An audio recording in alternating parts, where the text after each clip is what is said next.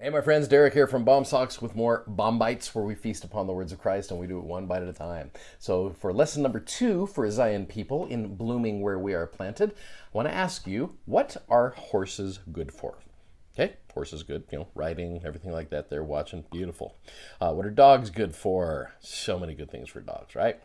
What are fish good for? Pretty fish, everything like that, all that fun stuff. What are sloths good for? The majestic sloth. Oh, let me tell you about him here.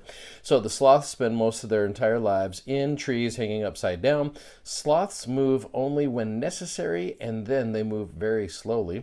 They can move about 3 feet per minute, blistering speeds, and they can move at a marginally higher speed if they are in immediate danger from a predator that's less than 13 feet per minute. So their top speed on land is 6.5 feet per minute. That is 0.07 miles per hour. Land sloths are actually extinct. I wonder why. Sloths in capacity will sleep 15 to 20 hours a day. Sloths' bodies are only 25% muscle. 2/3 of a well-fed sloth's body weight consists of the contents of its stomach. I know you're just like, my word, I'm so grateful that we tuned into this episode. Well, you're probably wondering why the Lord uses the sloth in this section here. So, lesson number 2 for Zion people in blooming where you are planted, go to section 58, verses 26 to 28. So it says, "For behold, it is not meet that I should command in all things, for he that is compelled in all things, the same is a slothful, and not a wise servant. Wherefore he receiveth no reward. Verily I say, men should be anxiously engaged in a good cause, and do many things of his own free will, and bring to pass much righteousness. For the power is in them." That's such a great phrase. "Wherein they are agents unto themselves. Inasmuch as men do good, they shall in no wise lose their reward." So the question is, why is it bad to be referred to as slothful by the Lord? You take the most lazy animal in the world, and the Lord's like, don't be slothful. A slothful and not a wise servant. Well, what does it mean to be anxiously engaged in a good cause and do many things of our own free will? It's interesting. Many of us will often wait to be commanded to do good things. And that's okay to be obedient, but there are times where taking the initiative. Sloths are probably not known for taking much initiative at all, only when maybe they're in danger, and even then they move super slow. So when I think of this idea of anxiously engaged in a good cause, I go all the way back to my days. I taught at Syracuse High School years ago, Syracuse, Utah, and right when it first opened up. So there were a group of individuals, a bunch of young women, had many of them in my seminary class, who just inspired me with something pretty amazing that they did. They weren't commanded to do it. They just did it because it was the right thing and their desires were to do this. So go ahead and watch this video and we'll come right back.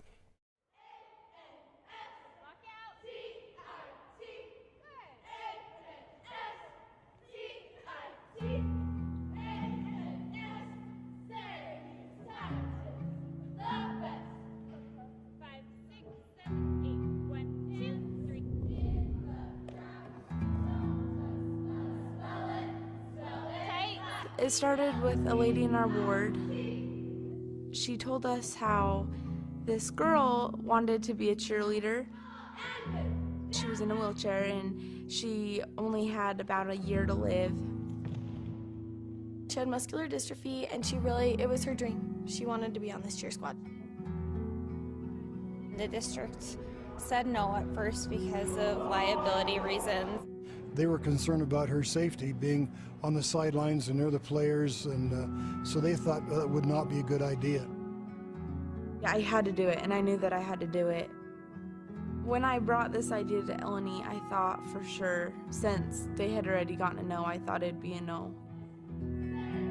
After, the girls in our administration had a chance to kind of share their story, it's something that they've really supported. We told Mr. Johnson about this girl, and he said, you know what, absolutely, we're gonna give this girl her dream. Katie went and told Brittany. She gave her a phone call, and when Brittany heard this, she was freaking out. Because I just wasn't ready for it, and my mom was jumping, everyone there was just jumping and so excited.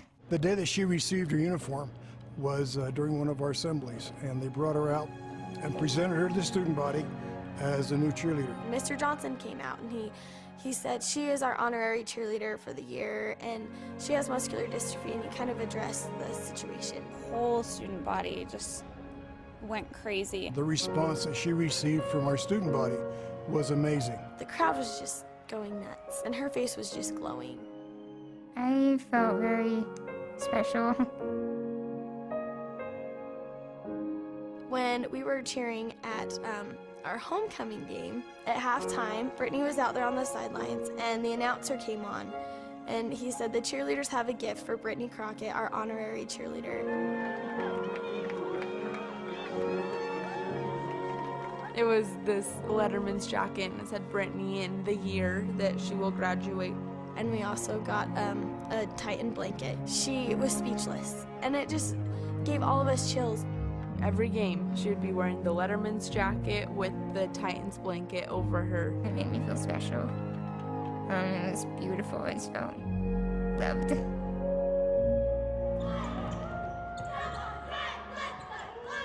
When Brittany is out there with us cheering, it is a whole other experience, because she would just rally and do circles in her wheelchair. And you can just tell that she loves it.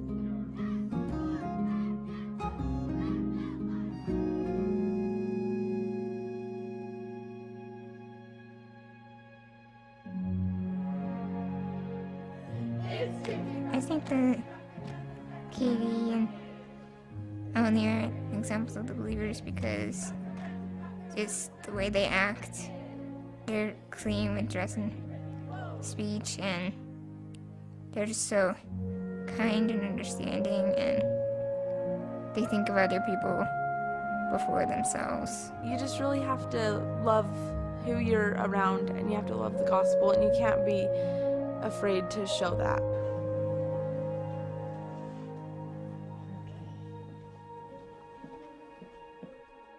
Brittany has brought so many blessings to not only the squad, but myself. She's just like the best thing that's happened to this team and this school. It's especially helpful to know I'm never alone. Even when I feel like it, I'll always be loved. It's just been really good to get to know her, and she's an amazing girl.